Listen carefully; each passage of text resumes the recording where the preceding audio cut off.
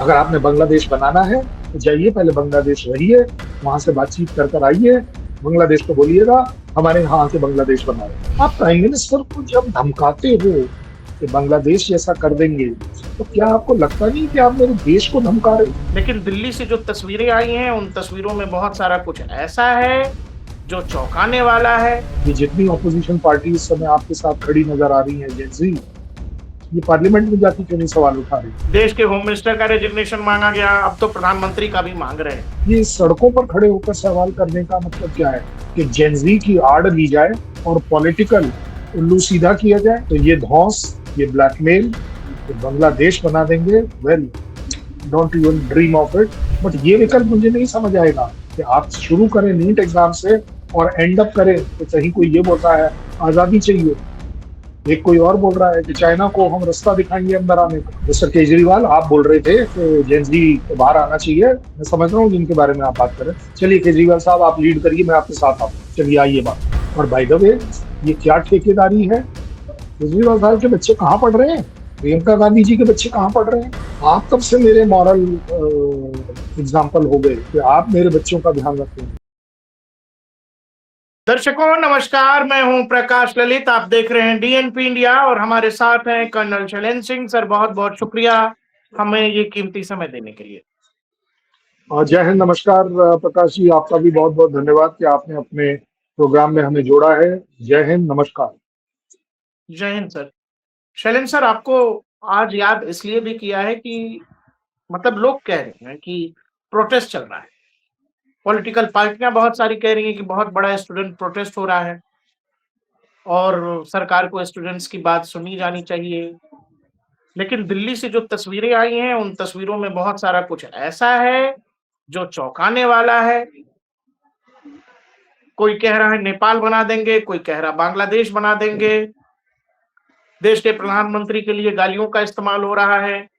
वो कह रहे हैं ये सरकार उखाड़ कर फेंक देंगे। अचानक हमने कल देखा जो कुछ जंतर मंतर पर हो रहा था, वो जब भीड़ संसद की तरफ भी बढ़ी। कल हमने देखा कि लीडर ऑफ अपोजिशन अचानक प्रधानमंत्री के घर के बाहर जाकर पूरी लाव लश्कर के साथ बैठ गए। कॉल दिया जाने लगा कि जितने भी लोग हैं, जो भी प्रोटेस्टर हैं, जो भी देश के युवाओं के साथ हैं, वो सब प्रधानमंत्री के घर के बाहर आ जाए। देश के होम मिनिस्टर का रेजिग्नेशन मांगा गया, अब तो प्रधानमंत्री का भी मांग रहे हैं। ये जो पूरा सिनारियो है, देश के युवाओं का प्रश्न है, वो कह रहे हैं कि देश के बच्चों का सवाल है। बीइंग अ डिफेंस एनालिस्ट, और तब जब हमने बांग्लादेश में देखा है कि कैसे छात्र के नाम पर, छात्रों की क्रांति के नाम पर क्या कुछ हुआ।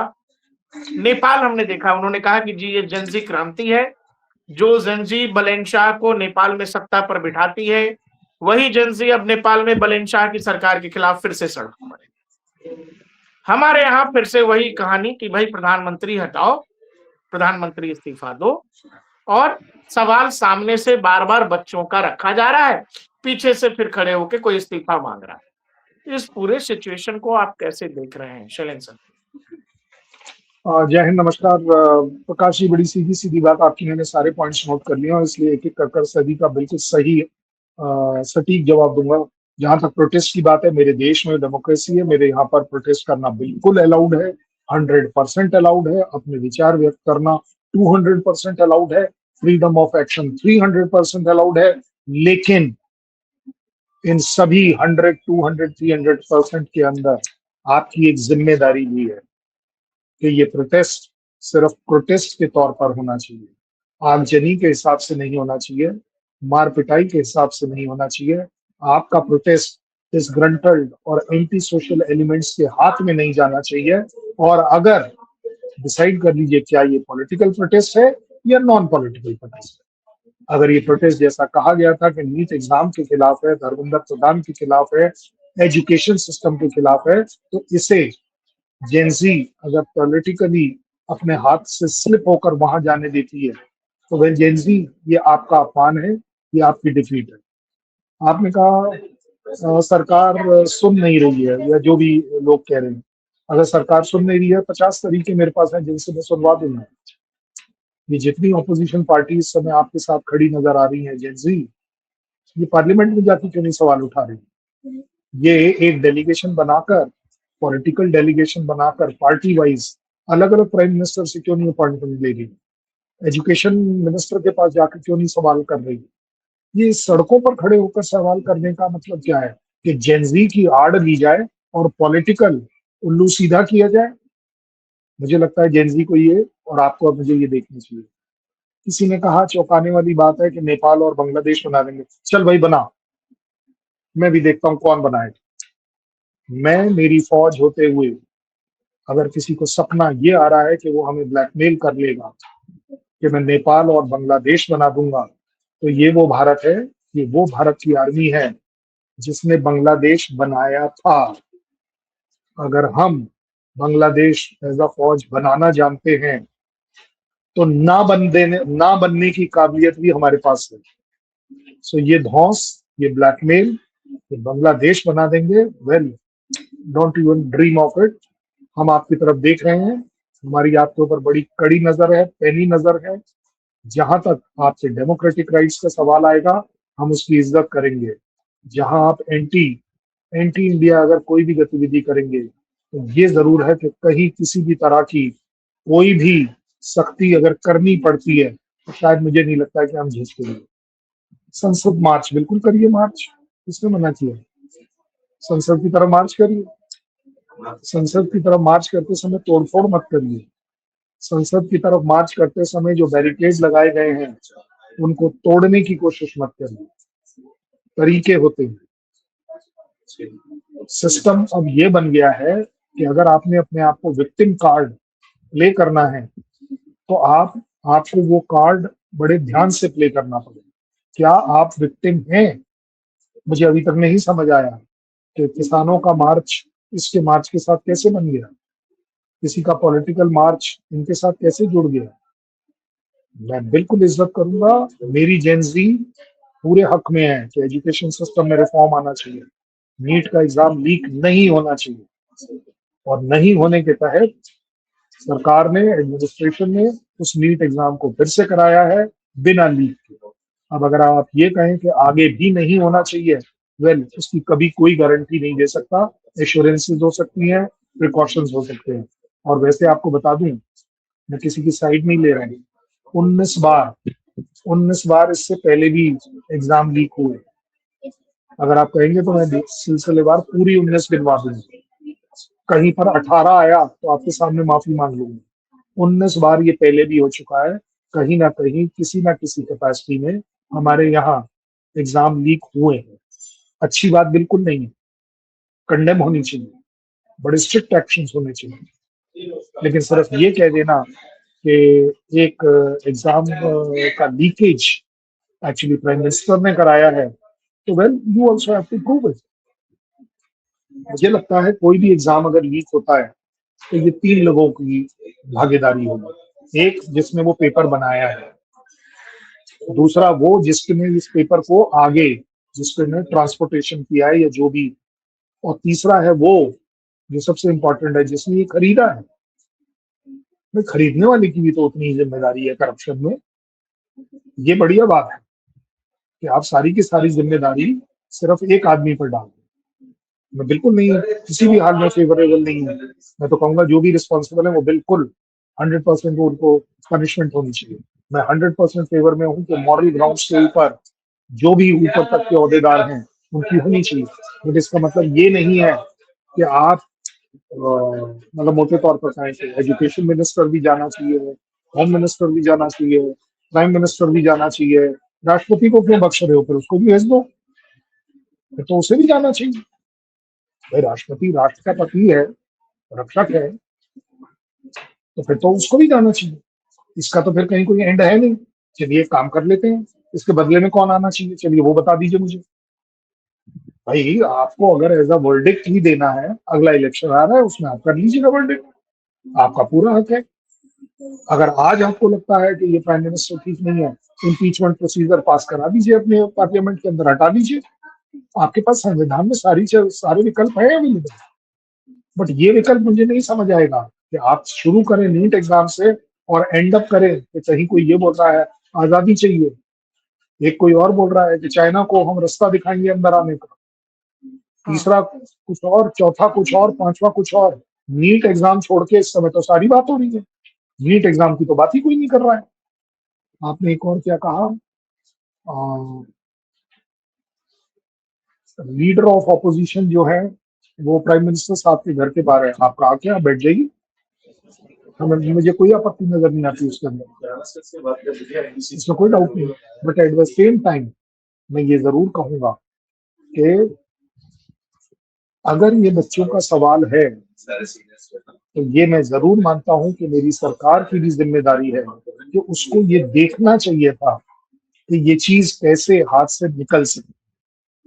एक नॉर्मल जेन्युइन डिमांड के नीट एग्जाम लीक नहीं होना चाहिए, वो कहां से कहां जाएगा, मुझे लगता है कि पॉलिटिकल बॉसेस को ये असेसमेंट करनी चाहिए।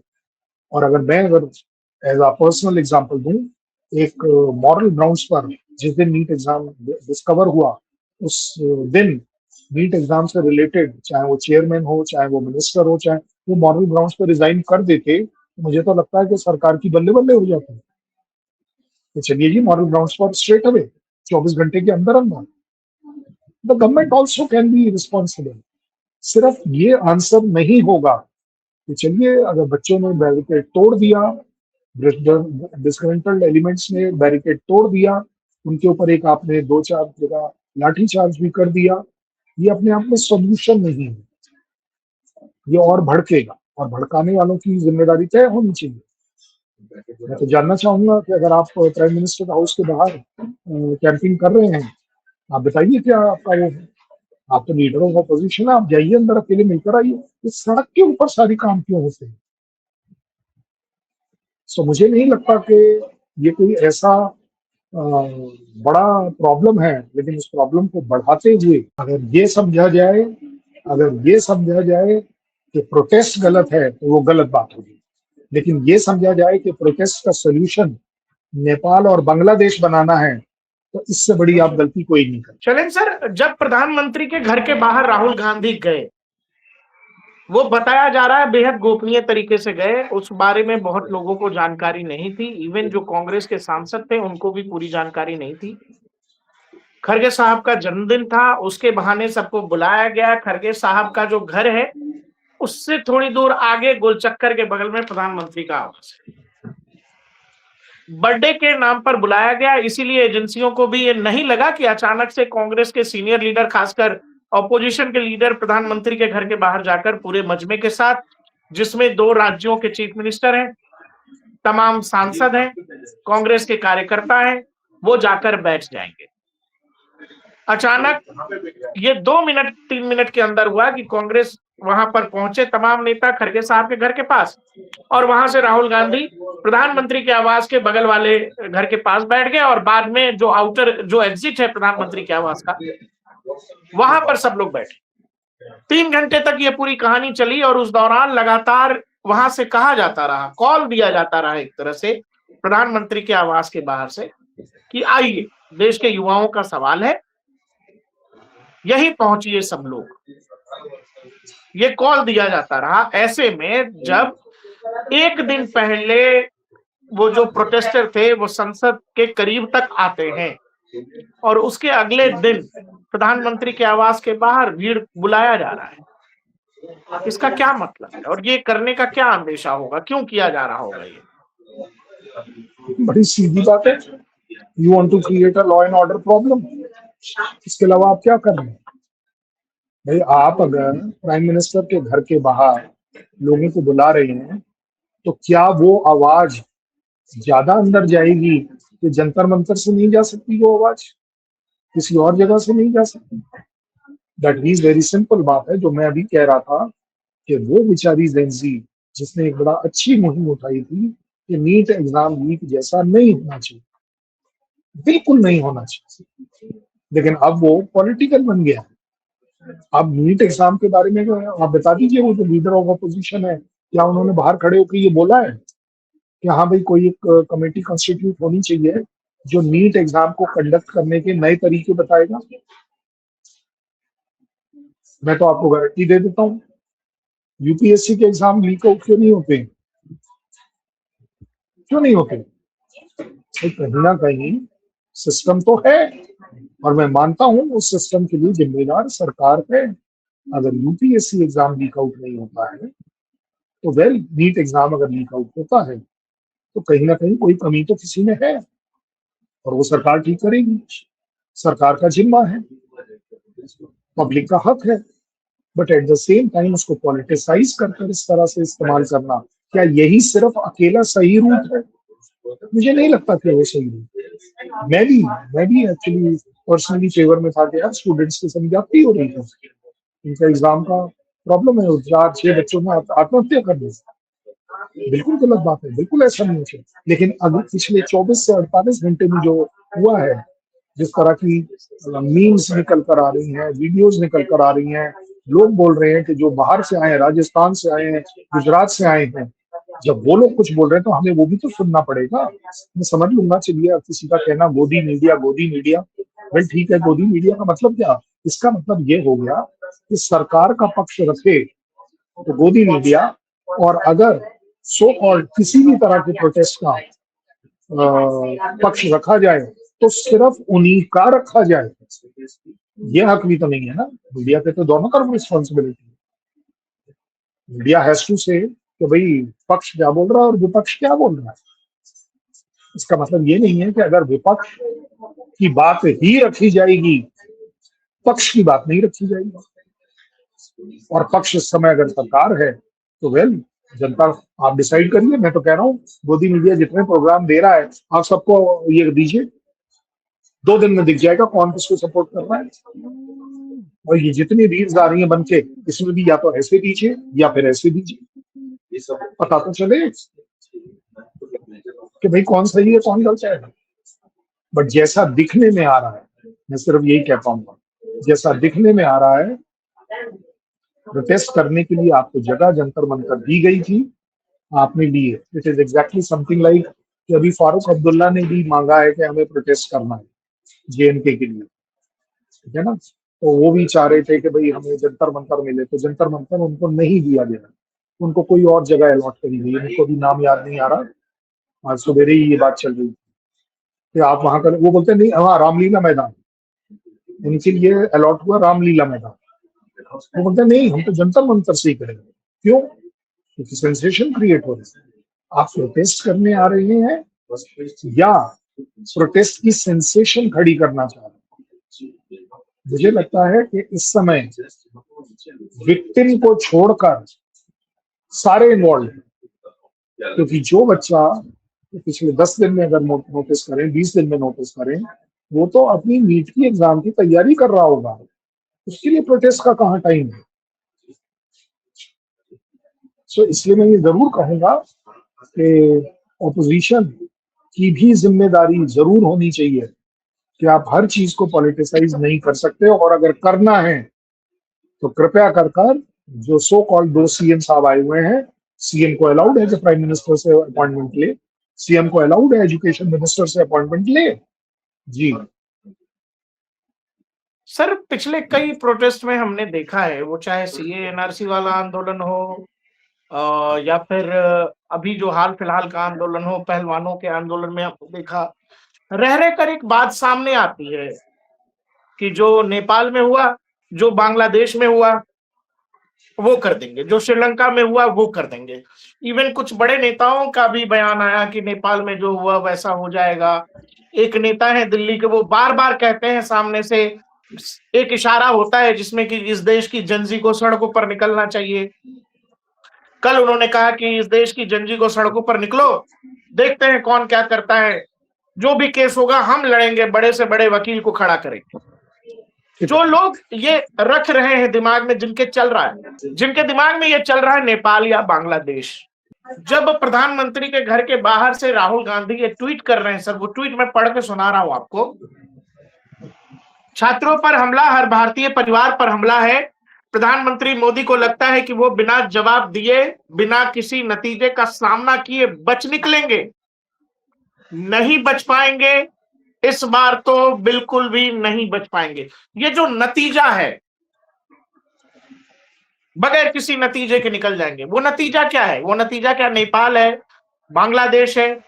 ये कौन सी धमकी प्रधानमंत्री के घर के बाहर से दी गई, और जो लोग कह रहे हैं कि बच्चे बाहर आइए, हम आपका केस लड़ेंगे। तो बार-बार एक अंदेशा तो है, वो इस देश में अराजकता सड़कों पर दिखाना चाहते हैं, और ऐसा लगता है कि वो वोट से या फिर चुनावी तरीके से नहीं जीत पा रहे, तो उनको ये रास्ता आसान लग रहा है क्या? मुझे नहीं लगता कि वो इस रास्ते पर भी जीत पा रहे हैं। पब्लिक बेवकूफ नहीं है, पब्लिक को समझ आता है, सब कुछ दिखता है।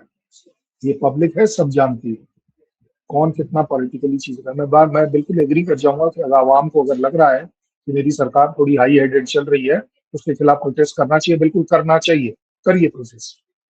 चलिए, मैं आपके साथ हूँ। मिस्टर केजरीवाल, आप बोल रहे थे कि जेन जी को बाहर आना चाहिए, मैं समझ रहा हूँ जिनके बारे में आप बात कर रहे हैं। चलिए केजरीवाल साहब, आप लीड करिए, मैं आपके साथ आता हूँ। चलिए आइए बाहर। आप नहीं आएंगे बाहर, और बाय द वे, ये क्या ठेकेदारी है? केजरीवाल साहब के बच्चे कहाँ पढ़ रहे हैं? प्रियंका गांधी जी के बच्चे कहाँ पढ़ रहे हैं? आप कब से मेरे मॉरल एग्जाम्पल हो गए कि आप मेरे बच्चों का ध्यान रखेंगे? तो वो क्रीमी लेयर के लोग हैं जिन्हें एक्चुअली एजुकेशन सिस्टम के बारे में तो कुछ पता ही नहीं है। They have absolutely no idea कौन सा एग्जाम कैसे कंडक्ट किया जाता है, इन्हें क्या पता। लेकिन फिर भी एक अच्छी बात अगर करने की हम कोशिश करें, आप प्राइम मिनिस्टर को जब धमकाते हो कि बांग्लादेश जैसा कर देंगे, तो क्या आपको लगता नहीं कि आप मेरे देश को धमका रहे हो? आप मेरे देश को धमका रहे हो, क्योंकि इसका खमियाजा तो देश को भरना पड़ेगा ना। अगर आप पिछले 2 से 3 साल में बांग्लादेश की इकोनॉमी देख लीजिए, जो सबसे ज्यादा राइजिंग स्ट्रॉन्ग इकोनॉमी चल रही थी, तो गिर के कहाँ आ गई? आप अपने देश का ये हाल करना चाहते हैं? आप उन ताकतों में उन ताकतों को सक्सेसफुल होता देखना चाहते हो जो जेनजी के द्वारा, पॉलिटिक्स के द्वारा देश को कमजोर कर। प्रोटेस्ट बाय द वे मैंने भी किया है, ऐसा नहीं है कि मैंने नहीं किया। और आपको एग्जांपल दे देता हूँ, वन रैंक मैंने वन भी किया है पेंशन सर। का प्रोटेस्ट मैंने मैं भी किया है। मैंने अन्ना ठीक है ना? हजारे वाला किया है सर, गए थे हम लोग। हाँ, तो ठीक है, मैं तो आप अन्ना हजारे का एग्जांपल ले लूं भाई, तो ठीक है ना। मैं तो अपना बता सकता हूँ, हमने भी वन रैंक वन पेंशन का प्रोटेस्ट किया। ठीक है, हमें बड़ा खराब लगता था कि जंतर मंतर में हमें कोई पूछ नहीं रहा, लिटरली जिसको बोलते हैं हम लवारिस की तरह पड़े हुए हैं। लेकिन प्रोटेस्ट इज प्रोटेस्ट। कौन सी गवर्नमेंट ने क्या करा क्या नहीं करा वो सेकेंडरी इशू है, बट प्रोटेस्ट आप अपने हाथ से स्लिप होकर पॉलिटिक्स के हाथ में दे देंगे, एंटी सोशल एलिमेंट्स के हाथ में चला जाएगा, उसका ब्लेम आप ही के ऊपर आएगा। आप अपने प्रोटेस्ट को शर्मिंदा कर रहे हैं। मुझे नहीं लगता कि किसी को भी बैरिकेड तोड़ने की जरूरत पड़नी चाहिए अगर उसका प्रोटेस्ट पीसफुल है। मतलब ऐसा क्या पॉइंट है जो आप प्रूव करना चाहते हो कि मैं बैरिकेड तोड़ूंगा, उसके ऊपर चढ़ूंगा, उसके ऊपर कूदूंगा और आगे चला जाऊंगा? आगे कहाँ जाओगे? कहाँ जाना चाहते हो? पार्लियामेंट उनको जाना संसद चाहते हो जाना ना? था। हाँ, मैं आ संसद गया जाना जी। मैं तो, आप और मैं देखिए, सब जितना आप देख रहे हैं मैं भी उतना देख रहा हूँ। सो आप संसद जाना चाहते हो, संसद में आपके द्वारा भेजे हुए रिप्रेजेंटेटिव सांसद 545, फिर वहां कर क्या रहे हैं? अब उसमें वो एक मैडम है, कल उनका आ रहा था, Renuka Chaudhary, because I know her, इसलिए मैं बता पा रहा हूँ। हमें यहाँ बंद खुशबू आ रही करके थी रखा उनको। हुआ है, हम हो, हाँ, नहीं नहीं, बोले हमको यहाँ बंद करके रखा हुआ है, हम होने नहीं देंगे। अरे होने तो नहीं देंगे, फिर क्यों बोल रही हो कि बंद करके रखा है? 545 लोगों को बंद करके रखा हुआ है। वाह भाई वाह, तब से लेकर अब तक बंद ही बंद है। आप अच्छे से लिए काम करिए, जंतर मंतर में कौन कौन आया ये बताइए। चलिए, कौन आया? केजरीवाल आए, अखिलेश यादव आए। हाँ सर। आप बताइए। तो और जब आप आते हैं जरा 24 घंटे नहीं, 24 मिनट के लिए, बिना अपनी सिक्योरिटी के आ जाइए, क्योंकि आप तो आवाम के साथ हैं। सिक्योरिटी पूरी लेकर आना है, ड्रामा करने का पूरा गुंजाइश होना चाहिए। इसलिए मैं चाहूंगा, मैं और मेरी जेनजी सेंसिबल होनी चाहिए कि हम अपने इस प्रोटेस्ट को अपने हाथ में रखेंगे। ये जो रोग एलिमेंट है, ये जो एंटी सोशल एलिमेंट्स है, इनके हाथ में नहीं जाने देंगे। और इसका लिविंग एग्जांपल दे रहा हूँ। ऑपरेशन सिंदूर हमने एक उस कंट्री के खिलाफ किया था जो रोग कंट्री थी, लेकिन उसकी लगाम हमने अपने हाथ में रखी थी कि हम इसे 4 दिन में रोक पाए।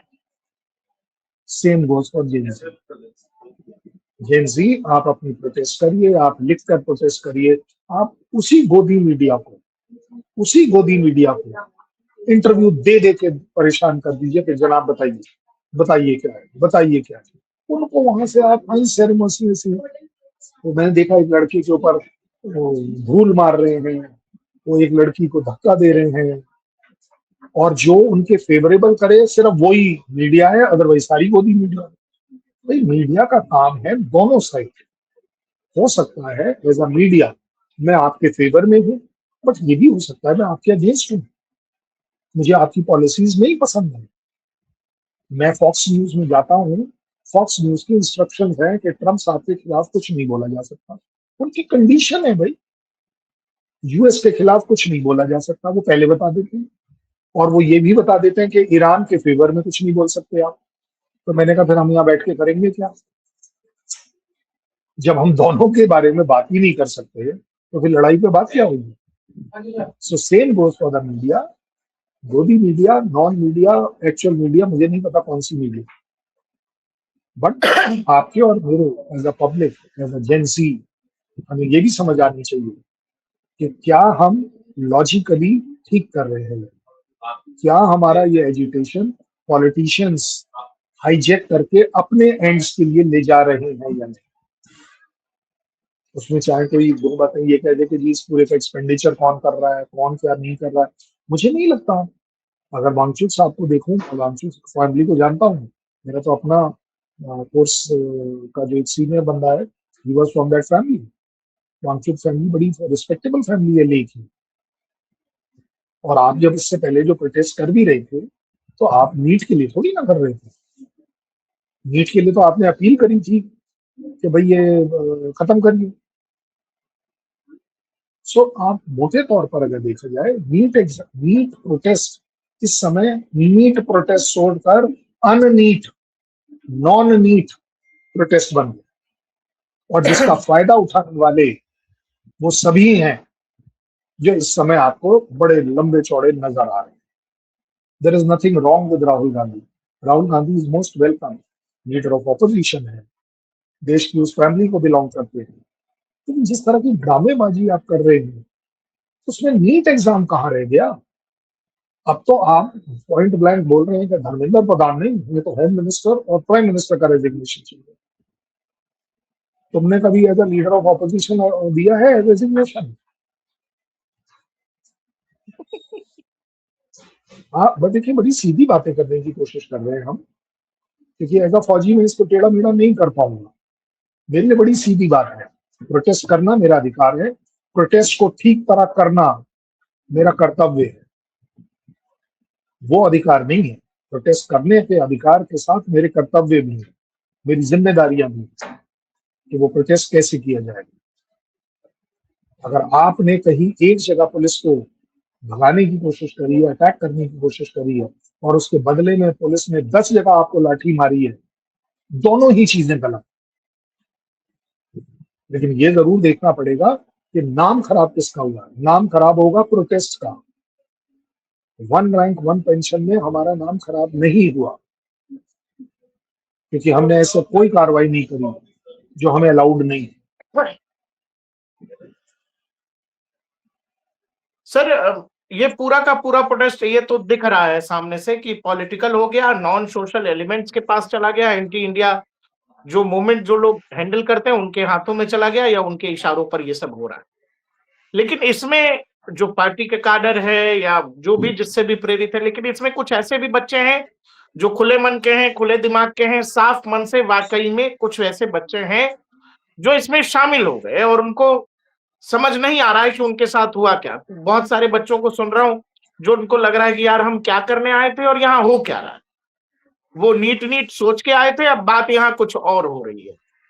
तो वो बच्चे या उनके जो गार्जियंस जो आपको सुनेंगे इस प्रोग्राम के माध्यम से, उनके लिए क्या कहेंगे? दूसरा एक बड़ा संकट ये आया है सामने सर कि जो नए बच्चे हैं, उनकी जो बातचीत है, ये जिसको अल्ट्रा हाइब्रिड कह लीजिए या जेन ज़ी कह लीजिए, वो जो बातचीत कर रहे हैं और खासकर जो देश के प्रधानमंत्री के लिए जो कुछ कह रहे हैं, जिस तरीके से कह रहे हैं, वो एक लाइन बगैर गाली-गलौज के खत्म नहीं हो रही, बगैर गंदे इशारों के खत्म नहीं हो रहे। ऐसा बहुत कुछ इंटरनेट पर वायरल हो रहा है और ये सब कुछ जंतर-मंतर से हो रहा है। अब ये भी किसी के बच्चे होंगे, अच्छे घरानों से दिख रहे हैं, अच्छे घरों से दिख रहे हैं। उन पेरेंट्स के लिए, उन बच्चों के लिए क्या सुझाव है आपके पास कि ये सब जो हो रहा है या जो लोग इससे प्रेरित हो रहे हैं या जो लोग इससे दुखी भी हैं कि भाई क्या करने आए थे, क्या हो गया? उनके लिए क्या बताना चाहेंगे, क्या कहना चाहेंगे आप? मैं पिछले 30-35 साल से बहुत दुखी हूँ कि मेरा देश पाकिस्तान के ऊपर अटैक नहीं कर। अब इसका मतलब ये थोड़ी ना है कि मैं अपने देश पर अटैक कर दूंगा।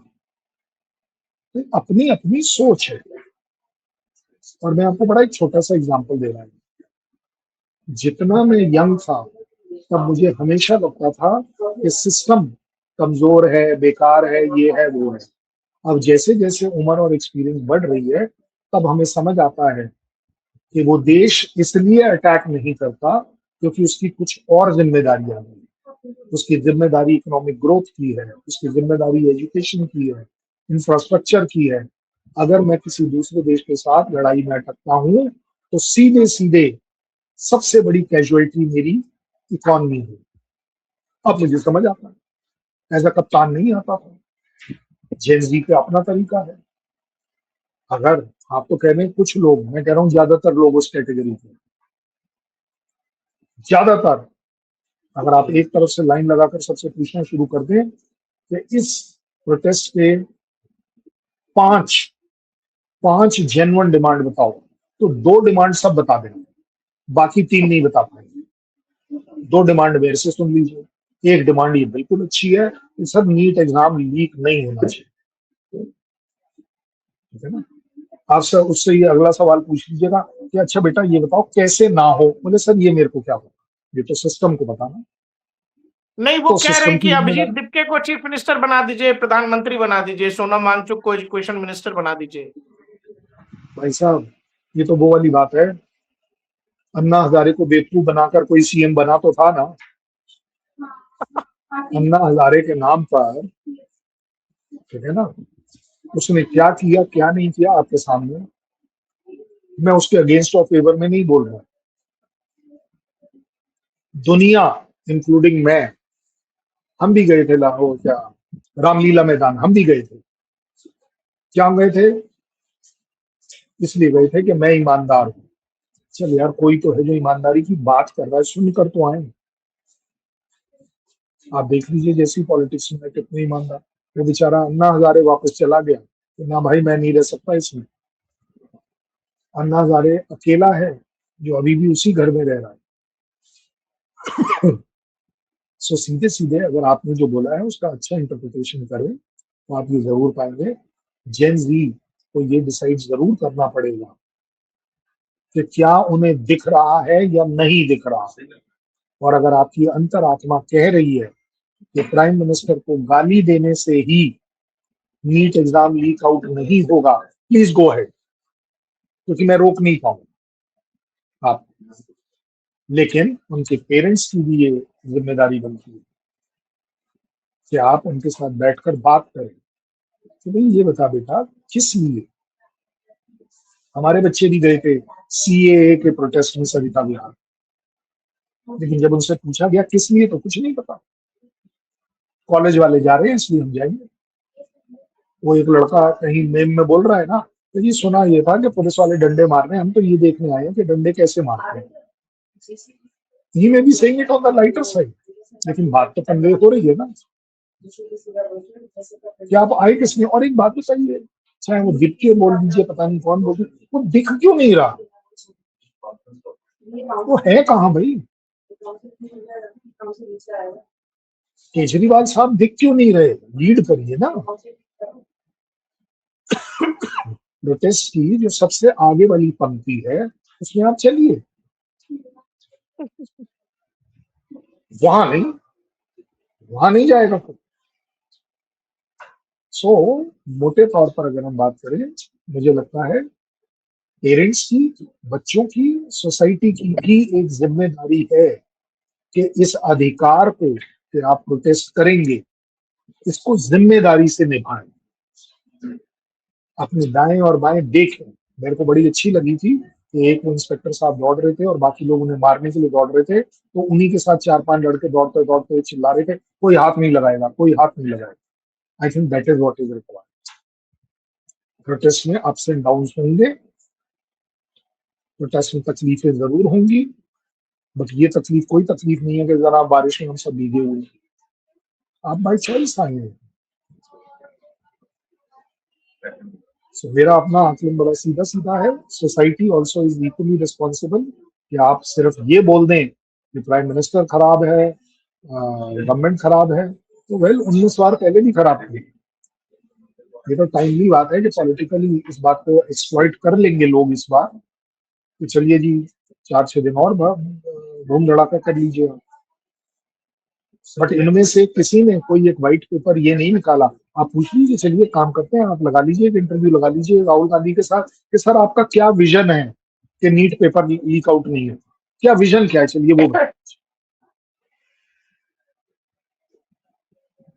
अगर उनका कोई विजन है इस बात से रिलेटेड कि नीट पेपर को सिक्योर किया जा सकता है 1, 2, 3 तरीके से, उनको आप टेबल के दूसरी साइड बिठा दीजिएगा, मुझे इस साइड बिठा दीजिएगा, दोनों के बीच में कंपटीशन है कि 15 मिनट के अंदर ये बताइए कि नीट पेपर लीक आउट ना हो, उसके क्या तरीके अपनाए जा सकते हैं। मैं चैलेंज कर रहा हूं, मैं 10 मिनट में लिख के दूंगा क्या हो सकता है। और अगर राहुल गांधी जी उस आधे घंटे में भी लिख कर दे दें, तो आप जो सजा बोले मंजूर है मुझे, तो क्योंकि राहुल जी बनने के की पास तो काबिलियत टीम है लिखी है। ना सर। राहुल जी को टीम बताती है कि क्या करना है, क्या लिखना है, क्या बोलना है, कितना बोलना है, तो टीम से पूछेंगे ना। नहीं भाई, ये थोड़ी ना कंसल्टेंसी थोड़ी ना खोल रखी है आपने, फिर टीम को आगे करिए, तो आप टीम ही को आगे करिए कि यही बनेंगे एजुकेशन मिनिस्टर और सब कुछ, मैं सिर्फ प्राइम मिनिस्टर बनूंगा। तो ये वाली एम्बिशन कहाँ गई आपकी? प्राइम मिनिस्टर बनने में आपकी अपनी काबिलियत, आपको क्या लग रहा है ये सारी चीजें प्राइम मिनिस्टर खुद कर रहे हैं? भाई प्राइम मिनिस्टर के पीछे भी टीम है जो चीजों को डिसाइड करती है, उनको मदद करती है, उनको इन्फॉर्मेशन देती है। बट जब मैं बात कर रहा हूँ कि प्रोटेस्ट की, तो प्रोटेस्ट करने वाला मैं क्लियर तो होना चाहिए ना, मैं प्रोटेस्ट अगर कर रहा हूँ तो क्या कमी के खिलाफ कर रहा हूँ और क्या अच्छाई आ सकती है। मैंने अभी आपको बोला प्रोटेस्ट के 5 रीजन बता दीजिए, 2 रीजन सब बता देंगे, मेरे को बाकी 3 रीजन चाहिए कि आप प्रोटेस्ट क्यों करा, क्योंकि उन बेचारों को नहीं पता, मैं इसलिए उनको बेचारा हूँ। And that is where comes the responsibility of the parents also. अपने बच्चों के साथ बैठिए, डिस्कस करिए, और जहां जहां आपको लगता है कि मेरा बच्चा ठीक कर रहा है उसके साथ चलिए ना, उसके साथ चलिए, उस प्रोटेस्ट में आइए कि हमारा बच्चा देश की अच्छाई के लिए कर रहा है कुछ। उस बच्चे का हाथ पकड़ के रखिए कि वो पत्थर नहीं फेंकेगा, उस बच्चे को कंट्रोल में रखिए कि वो बैरिकेड को नहीं गिराएगा। अगर पुलिस जाती कर रही है, मुझे नहीं लगता, मैंने पुलिस के साथ काम किया इसलिए बोल रहा हूँ, ऐसा नहीं होता कि आप बैठे हो, हम भी तो बैठे थे जनता दल में, हमारे तो पुलिस ने कभी लाठीचार्ज नहीं करी। अब आप कह दोगे कि नहीं जी आप तो फौजी हो, तो रिटायर्ड फौजी कौन पूछ रहा है आपके यहाँ? रिटायर्ड फौजी की कितनी बड़ी इज्जत है ये सिर्फ मैंने कल देखा। एक वाइस चांसलर साहब को मैंने फोन किया, योगेश जी को, दिल्ली यूनिवर्सिटी के, उनका जवाब एक लाइन का था, कर्नल साहब आपने कह दिया, मैं इसको इन्वेस्टिगेट कर लूं, बात खत्म। अब मैं बोलूं नहीं जी इन्वेस्टिगेशन अभी करो, अगले 2 मिनट में करो, ये सिस्टम को बदल दो, नहीं, ऐसे नहीं है। अगर आपने बांग्लादेश बनाना है तो जाइए, पहले बांग्लादेश रहिए, वहां से बातचीत कर आइए, बांग्लादेश को बोलिएगा हमारे यहाँ आके बांग्लादेश बनाए, जवाब मैं तब दूंगा। आपको लगता है कि मैं नेपाल बन सकता हूँ, तो वेल, ये सपना आपके लिए अच्छा है। जाइए 1 महीना नेपाल में रहकर आइए, तब आपको पता चलेगा कि कितना ज्यादा इंडिया पर वो डिपेंडेंट है या नहीं है। आपको एग्जाम्पल दे देता हूँ, ये वही नेपाल है जिसका हमने एक बार, काफी टाइम पहले की बात है, सिर्फ इसी डिस्प्यूट में सिर्फ केरोसिन रोका था, बंद नहीं किया, चूल्हा नहीं जल पाया। जाइए नेपाल बनाइए, देख कर तो आए। ये दूर से बैठकर देखना बड़ा आसान होता है, और किसको नहीं मालूम कि बांग्लादेश में क्या हुआ, कि अगर उन्होंने वो आइलैंड और बेसिस यूएस को दे दिए होते तो नहीं होता। अगर आईएसआई जमात को सपोर्ट कर कर वहां नहीं काम चलाती, ये सब नहीं होता। ये आपकी सोशल कमजोरी है। मुझे नहीं लगता कि मेरे देश की सोसाइटी इतनी कमजोर है कि वो नेपाल और बांग्लादेश इतनी आसानी से होने देगी, जिसका सपना ये पॉलिटिशियंस कोई भी दिखा रहा है कि नहीं जी वहां वैसा हुआ और ऐसा हुआ। भाई तू कर लेगा और मैं तुझे करने दूंगा, है?